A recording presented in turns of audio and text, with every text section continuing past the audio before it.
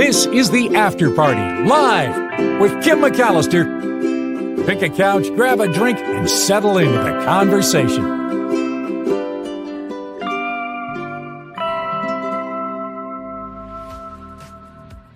It is the After Party live on a Friday and a little reapplication of lip gloss, and I'm ready for the next show. On we go. I've got my Coachella vanilla iced tea by my side, and I think I can make my way through this Friday show. I have some great stories, including a sperm race. I'm not even kidding. This startup company is going to be pitting college students from USC and UCLA at the Hollywood Palladium in a race of sperm. It's all done under microscope in front of a crowd. It's a story we'll get to. We also have some stories about outer space. Apparently the universe is spinning. Did you know?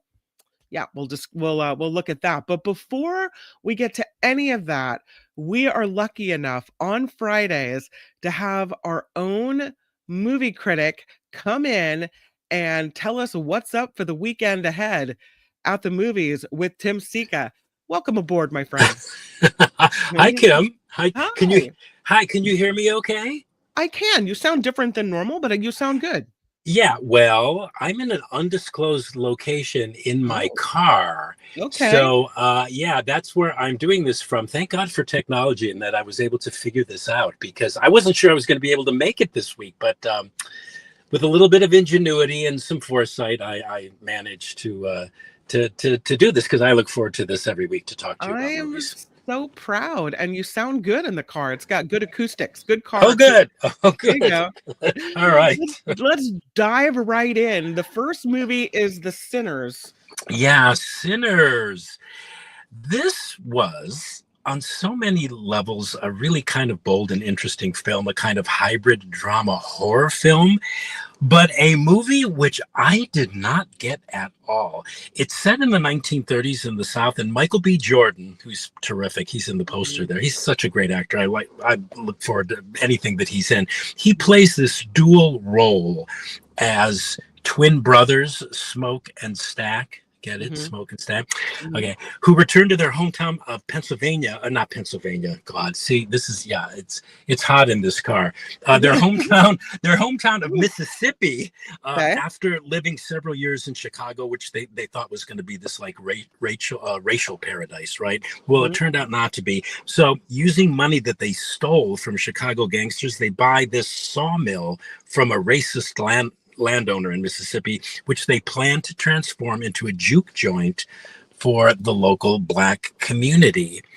That's kind of where this movie kind of begins. And there are a handful of subplots introduced once this setup is established, involving ex-girlfriends, blues singers, Irish immigrants, the KKK, Native Americans, and then, this is so weird, about an hour into the picture, the movie morphs into a vampire horror movie where the inhabitants of the juke joint are besieged by this trio of vampires. And despite some interesting sequences of a certain type and a palpable sense of ambition running through the film, this movie really seemed to want to try to do something different and new.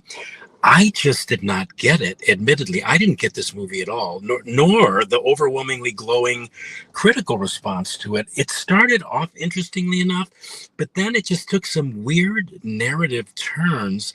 When it started to get a little dull, it inexplicably shifted gears and suddenly became a different movie, a horror movie, a vampire movie. And why it morphed into a horror film an hour or so into it made no sense to me at all, which made the preceding drama and dramatic setup make even less sense to me. So I just found this movie confusing, exhausting, long. Horror fans might like it, but for general audiences, I just can't recommend it. Not recommended. Okay. The next one is called The Wedding Banquet. The Wedding Banquet. Yes, this is a romantic comedy and a remake It's a modern day spin on the 1993 Ang Lee classic of the same name. Did you ever see that, Kim? It's a really, really good movie. It by the way, it made it into the Library of Congress National Film Registry 2 years ago. Okay, so which for me always begs the question: why remake a film that is already considered a classic? We won't go there, but anyway, this isn't a bad film. In fact, it has a lot going for it. There are some really tender moments, some amusing moments. The cast is really great. Lily Gladstone is in this. Joan Chen, the great Joan Chen. Bowen Yang, the ubiquitous Bowen Yang. He's everywhere these days. But it's a bit dated. Comedies about being in the closet were in the 90s, but there's not much fresh about that concept in 2025. Whereas in the original, which was about real simple story, but kind of rife for humor, was about a bisexual Taiwanese immigrant who marries a Chinese woman, a mainland Chinese woman, to placate his parents because they were putting pressure on him to get married, and then to get her green card. And then when his parents unexpectedly arrive in the United States to plan his wedding banquet, he has to hide the truth from his parents that he has a gay partner. In 1993, that was fresh, and the movie's narrative line was simple and clean. This remake introduces, God, so many things: a lesbian couple, a gay couple, single mothers of lesbian women and gay men, and all kinds of other exposition that feels, quite frankly, cluttered and needlessly contrived in the way remakes, especially remakes of established classics, feel they need to do to embrace in order to justify themselves. So the film is a mixture of some really eye-rolling moments, but also, I have to admit, some tender and funny ones. So on balance, I think there's enough, especially if people haven't seen the original, there's enough that's good in this remake to give it a qualified recommendation. I really recommend this one to a Gen Z, especially. I think they'll enjoy it. And but do yourselves a favor and watch the 1993 original if you've never seen it. It's a product of its time for sure, but it's also a much better movie. I wonder, you made me think of something when you talk about, how in jokes about being in the closet or plot lines based about being in the closet aren't really applicable to today because it's not so much of a big deal anymore, maybe. Right. Perhaps in America, maybe not, but maybe in different cultures Yeah, or people good from point. different backgrounds, maybe it is. I don't know. It could be. Yeah, maybe possibly more so in the Asian community, which is where this movie takes place. Yeah, that's a good point. So so it may be fresh to some cultures. I'm only calling them as I am seeing them. Yeah, interesting. That's the Wedding Banquet. Yeah. The next one is called The Shrouds. Oh wow, The Shrouds. This is one hell of a kicker of a movie. Okay, so oh God, where do I even start? Okay, all right. So all right. So this is about, let me say what it's about. It's about a businessman played by Vincent Cassel, whose wife has recently died, and he's just inconsolable. He's endlessly grieving over her death. So check this premise out. In order to cope with his inconsolable grief, he invents this revolutionary and controversial technology called grave tech that enables the living to monitor their dear departed's corpses as they decay in these specially designed shrouds. So that's the premise. Why anyone would want that, I don't know. Well, who's to say? But the question I asked Michael Snyder, like, why? Why would anybody want to see their loved one decaying and decompose? Away? No. Yes. Yeah. Well, I did some research on this, and it turns out that it's a real personal story that's sparked by the death of the filmmaker's wife. The filmmaker in question is David Cronenberg, who originated the body horror film genre, and he has a reputation for making movies just like this. Movies like Crash, about a group of people who are sexually turned on by car crashes, and other body horror movies like Shivers and Rabid and Scanners and Videodrome, those kind of movies. Anyway, with the Shrouds is, I think if you watch the Shrouds with this in mind, I think you'll find it interesting. To me, it's a movie about grief and how some people deal with it, how grieving and loss is a unique and personal thing. Some people, get over their losses quickly. Some takes years. Different people deal with grief and loss in many different ways. I also think there's something in here about the link between sex and death, which is a whole nother conversation.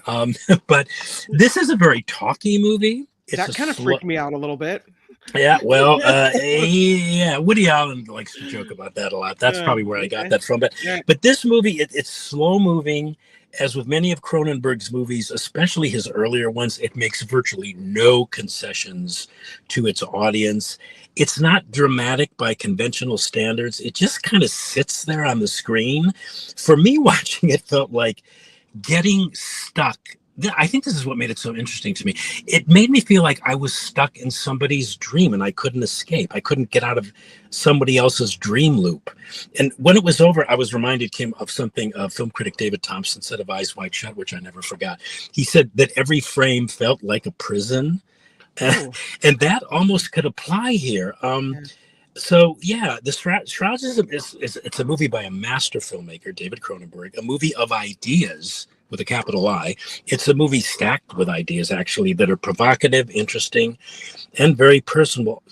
I don't think it entirely sticks the landing, so to speak, narratively. Plot bits are introduced and never fully or ever efficiently followed up on. Right when I was getting used to the movie and expecting it to go on, it suddenly stopped. But it's different enough, it's bold enough and interesting enough to recommend it to the adventurous filmgoer, or definitely for fans of the director's own work. So I'm recommending it, but this may not sound like something you want to participate in, because it is very, very strange. It's very odd. Like you said, who would want to watch their deceased partner watch their body decompose in real time? I mean, yeah, the only thing I'll say is I understand maybe where the premise came from, because anytime I visited a relative at the graveyard, I always, the thought pops into my head fleetingly. I wonder what they look like. I wonder what it looks like under there. I would never want to really know, but the idea flies by as I pass. You know what I mean? Yeah, no, that's interesting. I've thought the same. Yeah, often when I visit a gravesite, like, or are they there? Are they completely decomposed? Are there just bones? Is it dust? Yeah. So maybe that's where he got the idea. I don't know, but Cronenberg is 82 now, and he's still making this stuff. He's still making provocative stuff. So I always give props to the old guys that have been in the business for a long time that are still churning them out. So, this next movie is called On Swift Horses. This is probably my favorite film of the week, which is why I left it to last. It's based on a book of the same name, and it's a classically styled drama. It's actually an epic romance, and a 1950s period piece about two brothers played by Jacob Elordi and Will Poulter. Yeah, they're in the poster there somewhere. The former happens to be gay and a gambler with wanderlust, and the latter is married to a woman played by Daisy Edgar Jones, who's straddling a fine line between being the conventional 1950s wife in America post-war, and when she's not working or betting on horses, she spends her downtime exploring her own sexuality within this marriage. And there is so much kicking around in this absorbing drama in a movie that is just simmering with passion and a richness of feeling underneath these carefully crafted character facades. Great acting in this movie, nuanced writing, a very rich film about, risk and living a lie. It's about desire, human connection. As I said, the setting is in 1950s and post-war America, the Eisenhower era, where, nobody... I could be wrong about this, but because I'm not that old, but in the 50s, everything I've read, movies I've seen, documentaries I've seen about that era, nobody ever seemed to address anything directly in that decade. So much was unsaid, and there seemed to be a great subtext to what people were saying when they were saying anything at all, especially things about feelings. And that movie, this movie captures that so well. And on top of all of it, it's kind of like this. It's kind of like a queer love story told through an historical lens, boasting this kind of classical movie aesthetic that I love. The film style being dictated by the film's content, which I wish more movies these days would be following. But whatever, from my mouth to God's ears. But anyway, this movie is just so rich. It's about a lot of stuff. It's a conventional narrative, very easy to follow, very easy to get to develop a rooting interest in these characters that you come to feel about. There's no villains in this story, and it's a film about longing and hidden desire and secrecy and things left unsaid, knowing who you are, slowly discovering who you are, what is real, determining what is real for you, and then going after that. So yeah, I love this movie. I've seen it twice already, and so far it's one of the best movies of 2025 in my book. Oh, yeah. Okay. On Swift Horses, your classic movie recommendation of the week is called The Nun's Story. Yeah, have you ever seen it? I have not. Oh, you have to. This is always a favorite of mine. It's directed by the great Fred Zinnemann. That's The Nun's Story. It is, how would I describe this movie? It's a superbly restrained and deeply relevant drama about this young woman, radiantly played by Audrey Hepburn there in the poster, in one of her great screen roles, who goes through the rigor of becoming a nun in a time when being a nun required you to literally let go of your former life.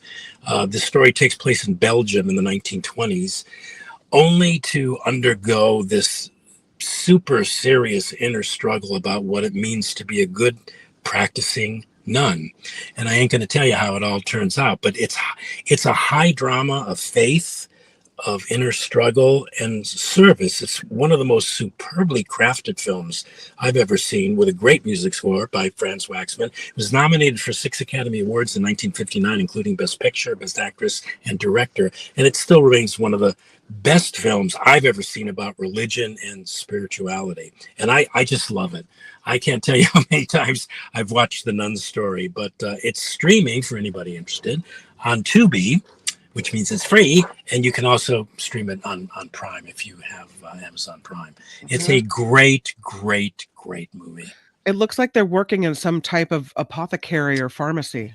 They are in that photo. They are in the Belgian Congo. She's sent by the mother house because she plays the daughter of a surgeon, and so she's really kind of up. She wanted to be a nurse, so she's really, really up on medicine and tropical medicine, and one of the storylines is that she winds up in the Congo right before World War II. I love that shot of Hepburn. Oh, such an expressive face. Isn't that a classic? Yeah. She doesn't have to say anything. Just her look says everything. Yeah, it's just a wonderful, wonderful film. I want to say it's a Catholic film. It's obviously takes place within the Catholic religion, but there's no kind of proselytizing or anything. It's just a very reverent and respectful kind of like documentation of the way that young women who were interested in the religious life, underwent this training of self-discipline and self-awareness and just perfection. That's what the nuns were after, like perfection, which is kind of crazy when you think about it. The movie dramatizes that beautifully, and Hepburn's great. There's a lot of great supporting actresses playing these nuns. Dame Edith Evans plays the Mother Superior. It's just a great movie. I just love it. I think being raised Catholic helped that I liked it so much, but I think you can not be Catholic and really enjoy this movie. I'm surprised that this whole segment in the Congo, that, back in these days, what's the date on this movie? Is it in the 50s or 60s? No, it takes place in the 1920s. That's when it begins, but it goes through the 30s. And I think when she's in the Congo, it's before, I think it's late 30s. It's before the war started.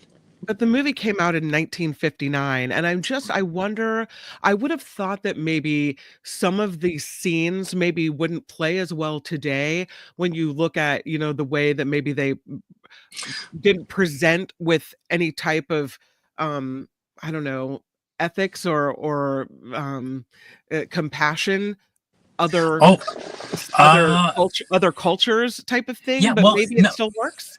yeah, no, it does, and the culture there is presented in a very respectful way. Mm. No, I don't think anything about this film ages. There's a leprosy subplot. I don't know. Are people still getting leprosy today? I don't know.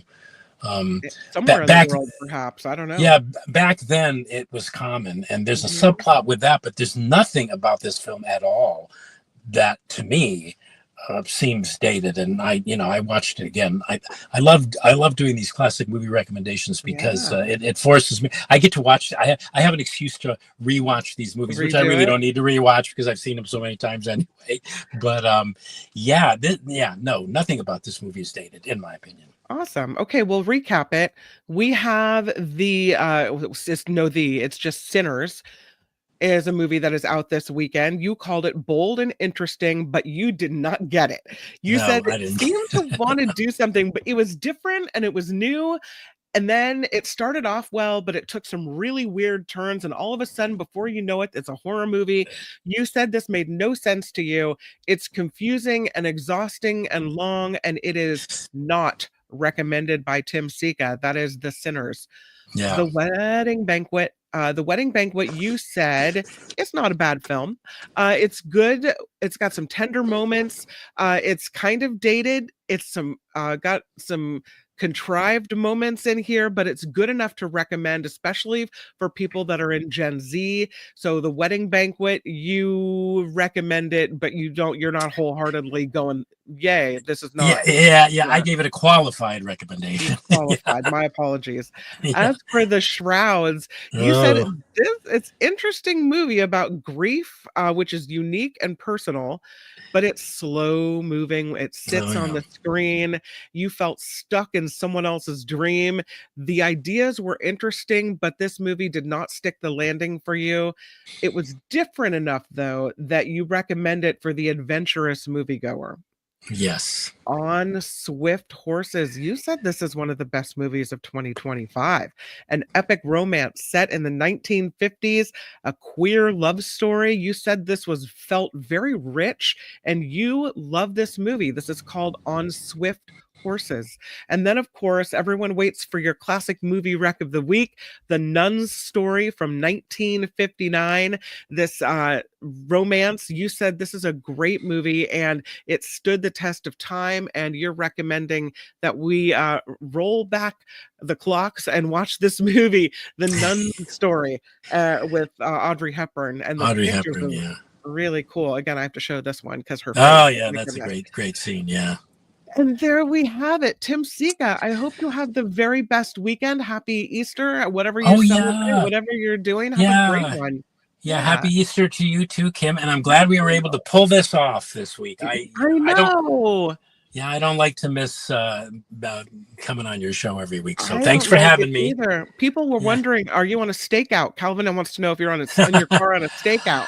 Oh, actually, I had some business to take care of in San Uh, Francisco, and I didn't think I was going to be back in time. But I thought, well, I can do this makeshift thing. Gee, technically now I could do this. I could do this from my car every week. I guess you'd never you even could. notice, right? Doesn't matter Yeah. where you are. You could just, No. yeah, we'll No. take it.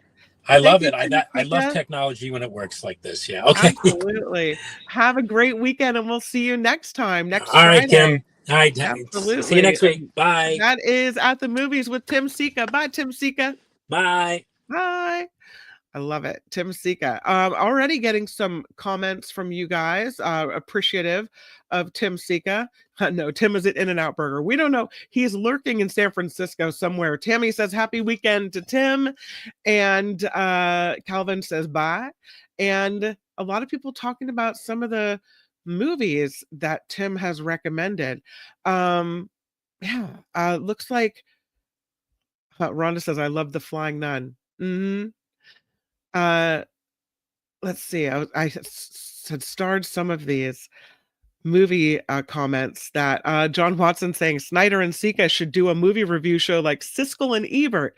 You know what's fascinating to me, John, is how you saw this week. They're all the movies are like usually there's a couple that overlap, but how fascinating it is. They're different takes on the movies, and I'm always interested. I know when they both really like it that it has to go on my list. So yeah, but Tim doesn't steer me wrong most of the time. He gets me. So, yeah.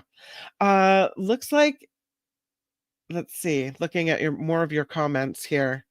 John Watson says, did they put a video camera in the coffin and watch it on YouTube? Yeah, that movie, The Shrouds, that really freaks me out, that whole concept. So I don't know. All right. That's at the movies with Tim Sika today. And I so appreciate Tim coming through. Let's talk about sperm races, shall we?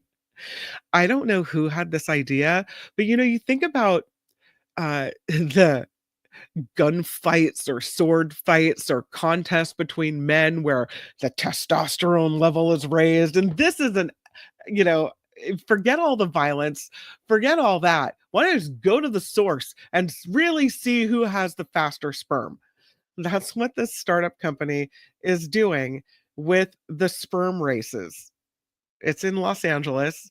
They're doing it at the Hollywood Palladium, and the races will be pitting college students against each other.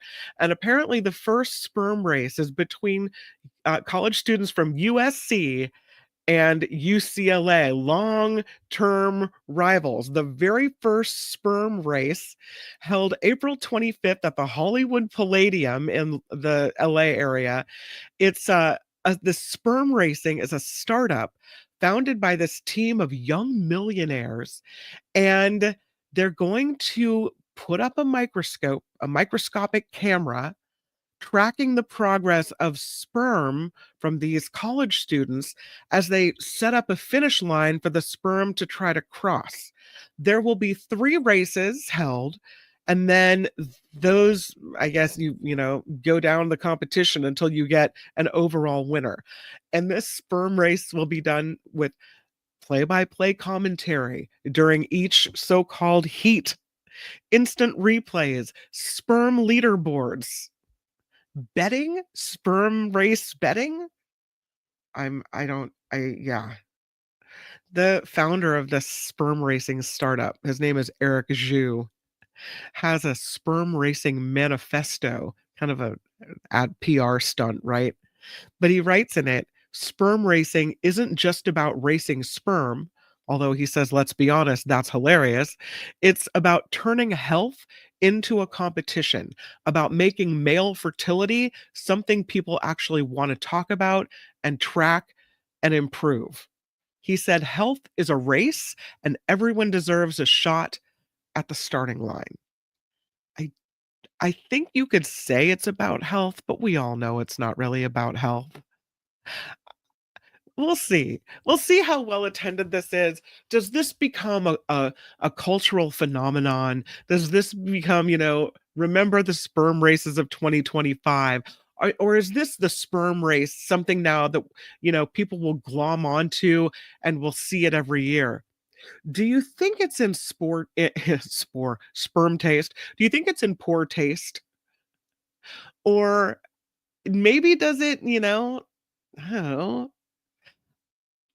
I find that saying it's about that virility is about health is simplifying it, because when you look at virility, it's about who's the more robust man, right? It comes down to who can procreate and who is the the survival of the fittest, right? The ability to procreate and spread around your seed in this Elon Musky fashion. I don't know what I think about this. On one hand, I'm fascinated. On the other hand, I'm icked out. And I don't know if I want to sit there and watch sperm race across a screen on a microscopic camera. Heather says, this is super dumb. Thank you. Super dumb. Exactly. Tammy says, it's just weird. It's all about macho mania, says Nullifidian. That is totally how it feels. The Pointy Shoes Club from yesterday. Exactly. That's right. John Slade says, okay, so when these guys are preparing their sperm for the race, what if it takes one guy a long time to prepare and the other dude's little horses die out? I think they have to give the sample at the do they sample at the same time? I mean, if one sample is older than another, then the sperm wouldn't move as fast and then it wouldn't be as as equal or fair, right? They have to be the sperm have to I would think, and I didn't set the sperm race rules, I would think the sperm have to be released, so to say, at exactly the same time, put in the dish and the microscope and on the screen at exactly the same time to make it fair. I don't know. Are we spending too much time thinking about some other dude's sperm? John Watson says, do they have a woman's eggs at the finish line to get the sperm to go in the right direction? They must. Otherwise, the sperm wouldn't know where to go, what to do. So there must be some type of chemical signature or something placed there to get them to go in a certain direction. You ask the good questions, John Watson. Again, all at once, I'm fascinated and icked out all at the same time. Call it a skeet instead of a heat, says Heather. Always with you, my friend. I can count on. Do caffeine drinks skew the test results? I don't know. I don't know. Will it be a new event at Super Bowl halftime? Isn't the whole idea of the Super Bowl kind of a sperm race anyway? Maybe not. Well, Trump, Trump and Elon will be the finalist. Telling you, that guy. Yeah, I know. Paying money for the ladies to have his babies, according to the Wall Street Journal. Tammy says maybe slow sperms are a good thing. Well, it's usually the ones that are coming up right behind. Like, don't the faster ones, biology lesson, from my ancient sperm learning, isn't it the ones that lead the way? Like they're kind of almost like carving out a path and they fall away, and it's the ones then that, didn't that didn't have the headwind, right? That could have a little less energy swimming behind, that those are the ones that make it in. I don't know. If you missed yesterday's show, we talked about medieval pointy shoes, and they were worn as a phallic symbol. So that's why we're talking about pointy shoes. Yeah, you can bet on it. Win, place, or show. I don't know if it's win, place, or show, but maybe win only. Yeah. Yep, weird, says Cindy. Disgusting, says John Slade. Sperm's lives, every sperm is sacred, right, Rev P? Uh-huh. Sperm can last for hours outside the body. I think how long can they live inside the body, like in a woman's body? I think I read 7 days.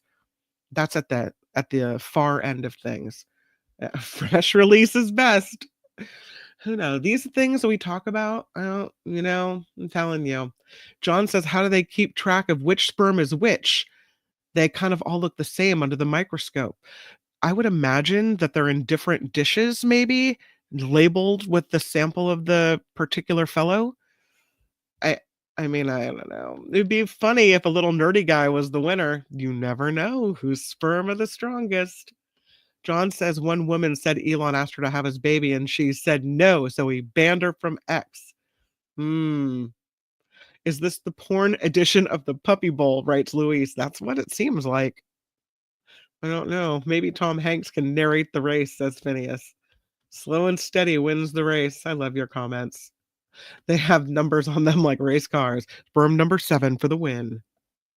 Maybe they add dye color to the sperm. Perhaps, but I mean, if you add anything to it, then maybe they could be slowed down. What if you found out, and maybe they do samples beforehand, but what if you found out you didn't really have any good swimmers?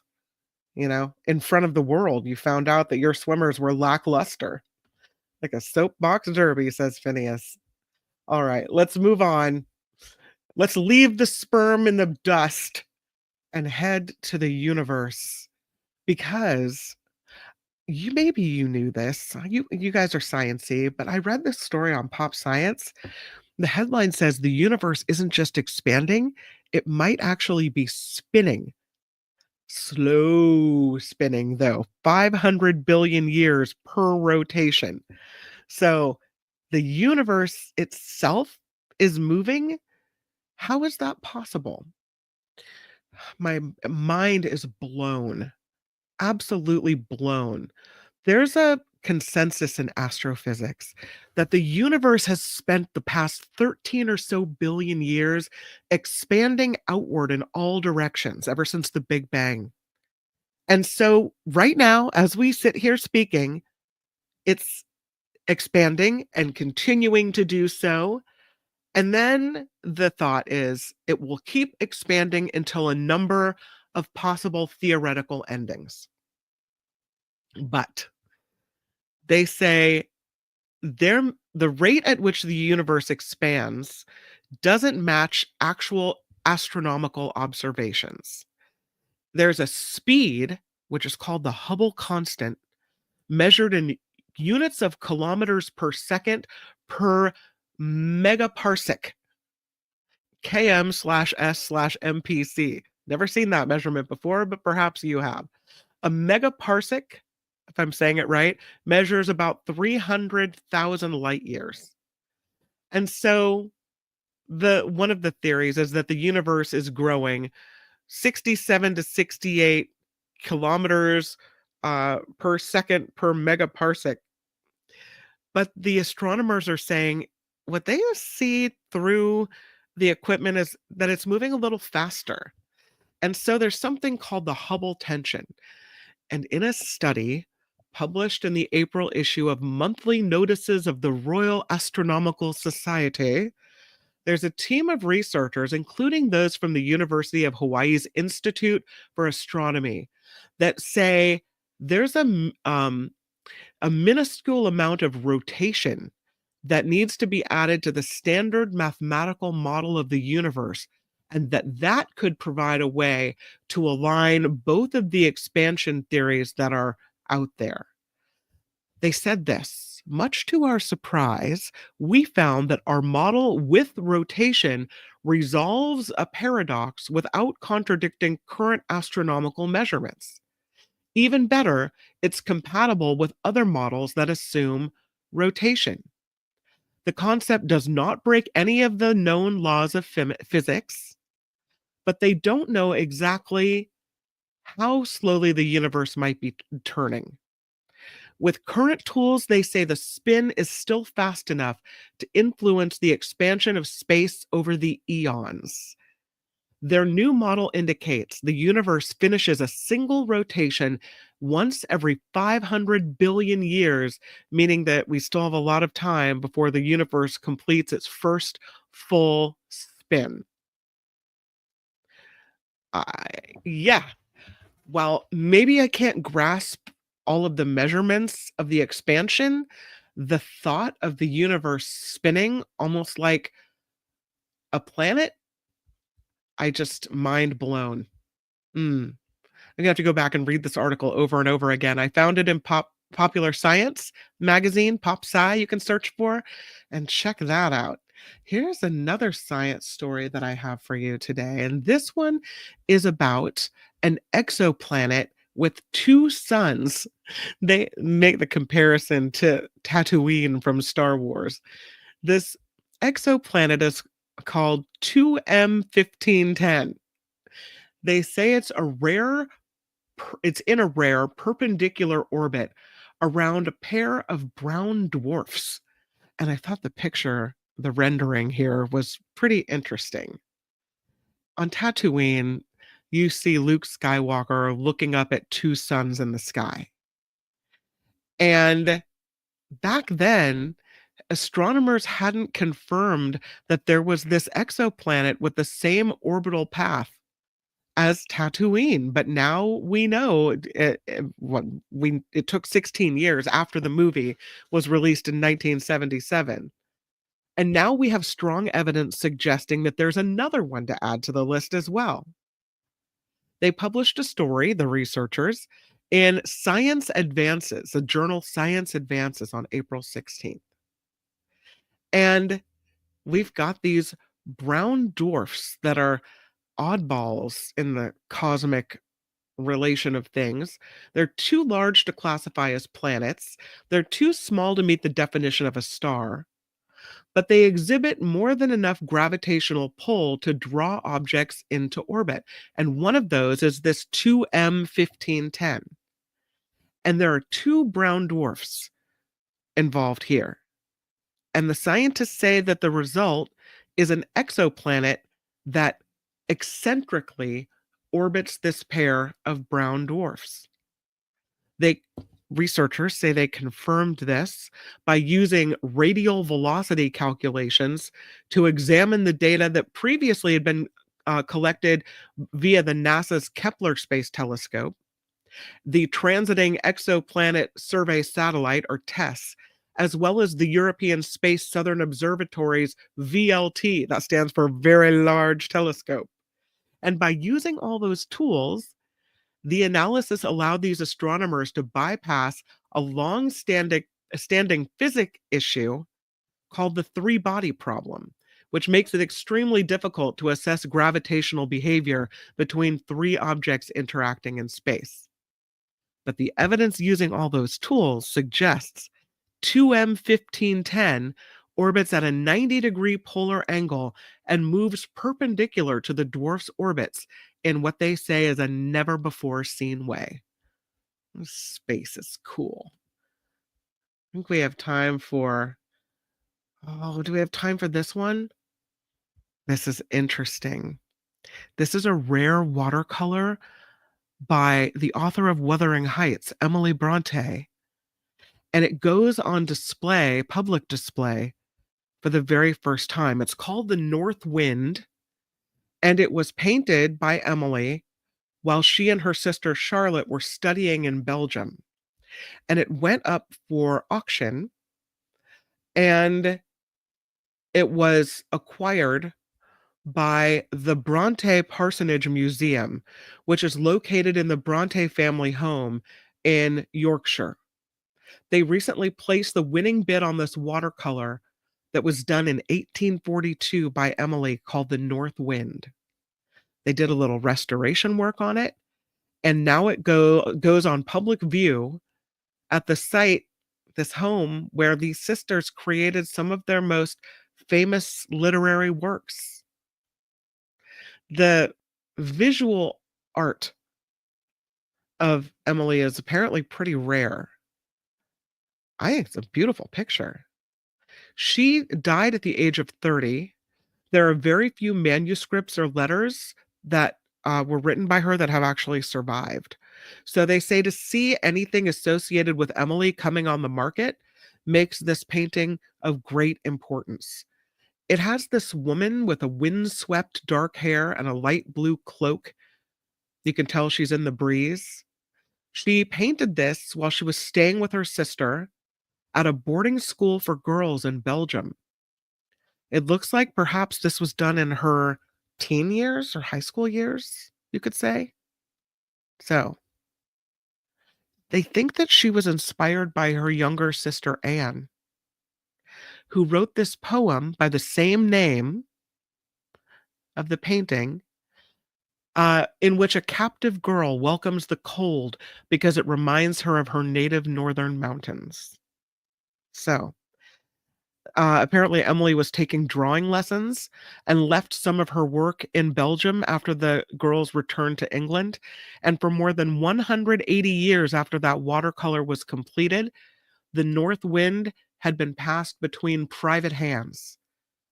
And so it never fully got appreciated until now, and it goes on public display for the very first time again at the Bronte Parsonage Museum. So I thought that was kind of a cool story and a cool picture to look at as well. Should we end it? Let's end it with the ever so classy story about beer chips. Hello, America. Here you are. I see you. The Pringles, the company that makes Pringles, and Miller Lite are teaming up. They're combining forces to launch these beer-infused chips. Not on the market yet, but in May, you'll be able to find these chips right as barbecue season really comes into full swing. The collaboration between Pringles and Miller Lite include new flavors beer can chicken and grilled beer brat or brat. I don't know if I want my chips to taste like meat, but okay. The chicken flavor combines the flavor of savory roasted chicken, complete with notes of garlic and onion, and the authentic flavor of original light beer. I don't, I don't know if you could convince me to take a bite of that chip. The Pringles Miller Lite grilled beer brat contains the smoky grilled brat flavor with notes of black pepper, caramelized onion, and brown spice. It also has the original light beer authentic flavor, which comes through in a hoppy malt beer aroma. I, you know what?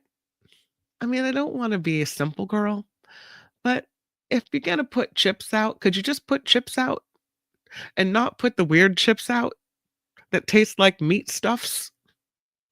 I mean, maybe I need to be more adventurous, you know, open my palate to more varied things, but I just am gonna say no. That's a hard pass for me. These Pringles Miller Lite crisps are limited edition. They will be available at retailers nationwide while supplies last. Again, they go on sale during the month of May. And according to this article from KTLA, you can find the details about where to buy these things at Pringles.com. So if that looks good to you, then you just go ahead. Let me know how it was. All right. I'll go ahead and I'll go ahead and live through you. Phineas says, don't serve them to your kids. I think you may be talking about this. Tammy with the queasy face. No, I don't think. I invented some potato chips that taste like beef, says John. I call them cow chips. Hardy har. We have a cow chip throwing contest at the Butter and Eggs Day Festival. So, you know, not fans of Miller Lite. John Watson, I think, feels how I feel about this whole thing. Bet you can't eat just one, says Noel Ophidian. Bet I can't eat none. How about that, Noel Ophidian? Probably less expensive than guacamole, says Calvin Wong. And you're right. What is wrong with my mouth today?